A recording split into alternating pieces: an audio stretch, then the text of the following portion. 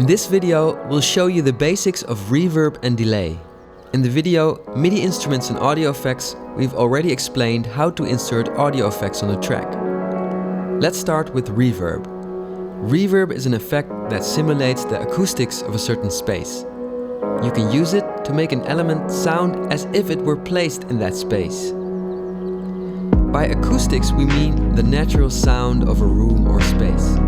For example, all the characteristics of a living room, like the room size, surfaces and objects in that room, influence the acoustics. Apart from the direct sound that you hear, a number of reflections occur. Reverb simulates this process. In our music production courses, we use only free plugins so all our students can have access to the same tools. To start learning reverb, we'll use this free plugin. There are a couple of basic controls or parameters. Filters to adjust the color or timbre of the reverb. You can decrease low, mid and high frequency ranges and adjust their frequencies. Room size to adjust the length of the reverb. Stereo width to make the reverb sound wider or narrower. Pre-delay to adjust the time between the direct sound and the first reflections. Dry and wet to adjust the amount of unreverberated and the amount of reverberated signal.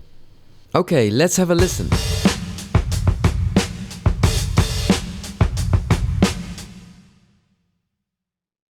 Next up is delay.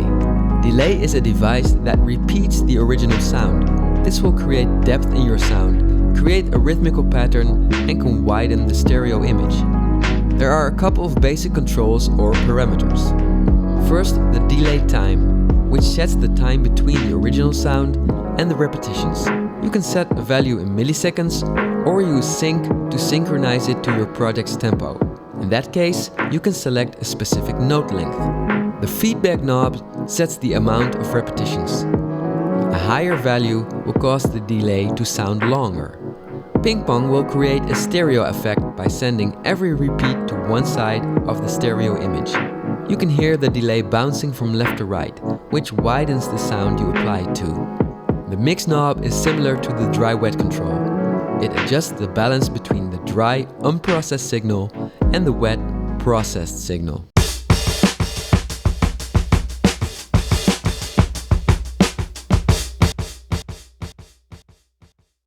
Now you've learned the basics of reverb and delay.